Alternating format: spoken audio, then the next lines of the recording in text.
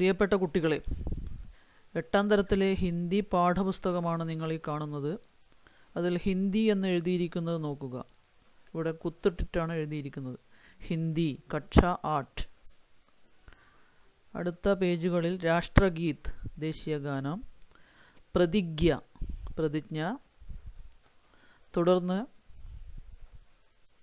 അനുക്രമണിക index, ഓരോ പാഠം അത് ഏത് പ്രോക്തിയിലാണ്, രീതിയിലാണ് എഴുതപ്പെട്ടിരിക്കുന്നത്, കഥയാണോ കവിതയാണോ, ഈ കാര്യങ്ങളാണ് ഇൻഡെക്സിൽ കൊടുത്തിരിക്കുന്നത്.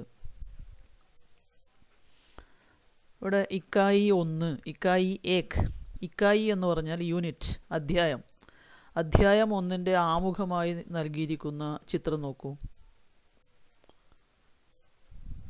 ഈ ചിത്രവുമായി ബന്ധപ്പെട്ട് ഒരു ചോദ്യം ഇവിടെ ചോദിച്ചിരിക്കുന്നു. മധുമക്കി കിസ്കെ ലിയേ മധു സഞ്ചിത് കർത്തി ഹേ.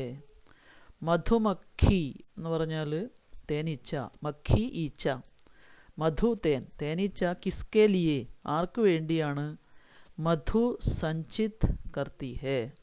സഞ്ചിത് കർണ, ഇക്കട്ട കർണ, ജമാ കർണ, ശേഖരിക്കുക, സൂക്ഷിച്ചു വെക്കുക. അപ്പോൾ ഇതുമായി ബന്ധപ്പെട്ടാണ് നമ്മൾ ഇന്ന് പാഠം എടുക്കുന്നത്.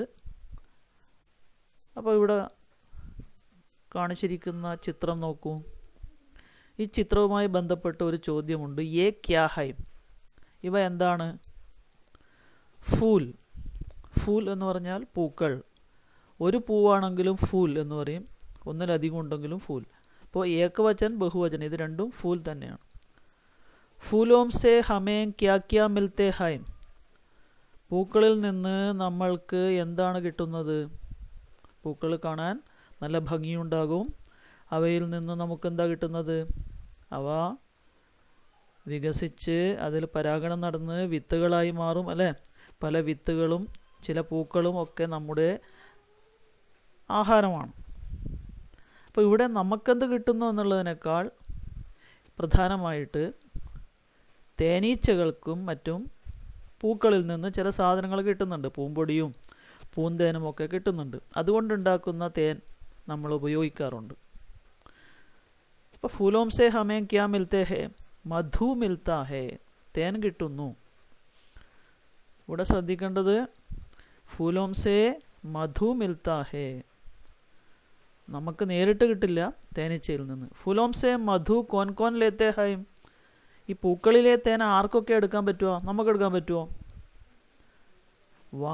നേന്ത്രവാഴയിലെ കൂമ്പിൻ്റെ തേൻ നമ്മൾ എടുക്കാറുണ്ട്, പക്ഷേ പൂക്കളിലെ തേൻ നമുക്ക് നേരിട്ടെടുക്കാൻ പറ്റില്ല. തിത്തലി എന്ന് പറഞ്ഞാൽ പൂമ്പാറ്റ, ഭ്രമർ വണ്ട്, മധുമക്കി തേനീച്ച, ഇവരൊക്കെയാണ് എടുക്കുന്നത്. മധുമക്കിക്ക് ഖൂബിയാം ക്യാ ക്യാ ഹേ. ഖൂബിയാം എന്ന് പറഞ്ഞാൽ സവിശേഷതകൾ, പ്രത്യേകതകൾ എന്തൊക്കെയാണ്? നമ്മളെ കുത്തും, അല്ലേ? കുത്തിയാൽ നല്ല വേദന ഉണ്ടാവും, പക്ഷേ നമുക്ക് തേൻ തരുന്നു, അല്ലേ? നല്ല മധുരമുള്ള തേൻ നമുക്ക് തരുന്നു. വളരെ പോഷക ഗുണമുള്ള ഒരു ആഹാര സാധനമാണ്, പാനീയമാണ് തേൻ. പല ആഹാര സാധനങ്ങളിലും ചേർക്കാറുണ്ട്. എന്താണ് ഈ മധുമക്കിയുടെ പ്രത്യേകത? കഠിൻ പരിശ്രം കർത്തി ഹേ. മധുമക്കി സ്ത്രീലിംഗ പദമാണ്. കഠിൻ പരിശ്രം, കഠിൻ മേഹനത് കർത്താ ഹേ, കഠിൻ മേഹനത് കർത്തി ഹേ. എങ്ങനെയാണ് ഈ കഠിന പരിശ്രമം ചെയ്യുന്നത്? ഒരു പൂവിൽ നിന്ന് വളരെ കുറച്ച് തേനേ കിട്ടും. ഇങ്ങനെ ആയിരക്കണക്കിന് പൂക്കളിൽ നിന്ന് തേനെടുത്ത് തൻ്റെ കൂട്ടിലേക്ക് വരുന്നു, വീണ്ടും പോകുന്നു, വീണ്ടും വരുന്നു. ഇങ്ങനെ ഒരു ദിവസം 1,00,000-ഓളം തവണ തേനീച്ചകൾ പറക്കാറുണ്ട്. തേനീച്ചയുടെ മൂളൽ അതിൻ്റെ ചിറകുകളുടെ കമ്പന ശബ്ദമാണ്. മധുമക്കി ഫൂലോം സേ മധു ലേക്കർ ക്യാ കർത്തി ഹേ, അതിൻ്റെ കൂട്ടിൽ കൊണ്ടുവെക്കുന്നു, അല്ലേ? എന്താ ചെയ്യുന്നത്? അപ്പനെ ബച്ചോം കെ ലിയേ സുരക്ഷിത് രക്താ ഹേ, തൻ്റെ കുഞ്ഞുങ്ങൾക്ക് സുരക്ഷിതമായി തൻ്റെ കൂട്ടിൽ വെക്കുന്നു. കഹാം രക്താ ഹേ, അപ്പനെ ഛത്ത, തേനീച്ചക്കൂട്ടിന് പറയുന്ന പേരാണ്. ബീ ഹൈവ്, ഹണി കോംബ് എന്നൊക്കെ ഇംഗ്ലീഷിൽ പറയും. ഇതാണ് ഒരു തേനീച്ചക്കൂട്. ഇതുപോലെയുള്ള ഷഡ്കോൺ ആകൃതിയിലുള്ള 6 കോണുള്ള ആകൃതിയിലുള്ള ചെറിയ അറകളുണ്ടാവും. അതിൽ തേനീച്ചേൻ്റെ മുട്ടകളുണ്ടാവും. ആ മുട്ടകൾ വിരിഞ്ഞിറങ്ങുന്ന ലാർവകൾക്ക് ആഹാരം കൊടുക്കാനാണ് തേൻ ഉപയോഗിക്കുന്നത്. മധുമക്കി കഹാം കഹാം സെ മധു ലേത്തി ഹേ. പ്രധാനമായും പൂക്കളിൽ നിന്നാണ് തേൻ ശേഖരിക്കുന്നത്.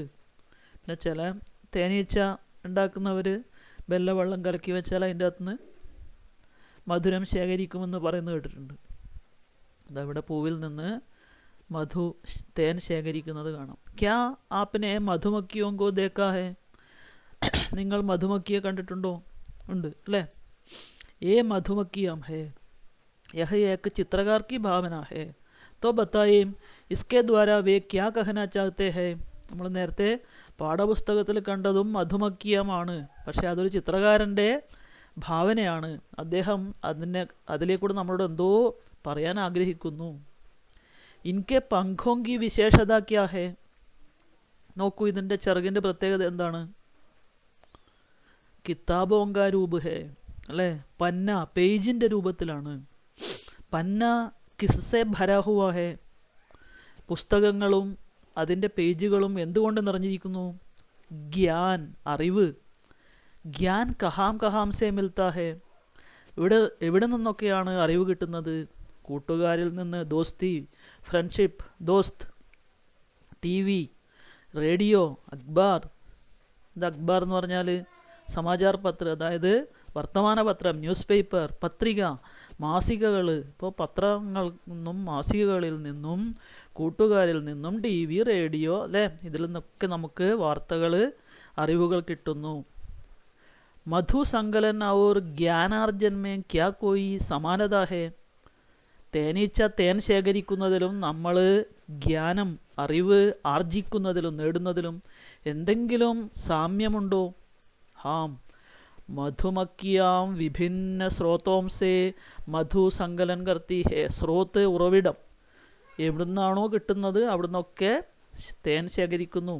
ഉസി പ്രകാർ ജ്ഞാനാർജൻ കെ ഭി വിഭിന്ന സ്രോത് ഹേ. അറിവിനും ഇങ്ങനെ പല സ്രോതസ്സുകൾ, ഉറവിടങ്ങളുണ്ട്. അബ് ഹം ജ്ഞാനാർജൻ പർ ഏക് ലോകകഥ പഠേ. അറിവ് സമ്പാദിക്കുന്നതിനെക്കുറിച്ചുള്ള ഒരു ലോകകഥയാണ് ഇനി നമ്മൾ പഠിക്കുന്നത്. ആ ലോകകഥ, നാടൻ കഥ, നാടോടിക്കഥയുടെ പേര് ഷാഹം ഷാഹ് അക്ബർ കോ കോൻ സിഖായേഗ. ഇത് നമ്മൾ അടുത്ത ക്ലാസ്സിൽ പഠിക്കുന്നതാണ്.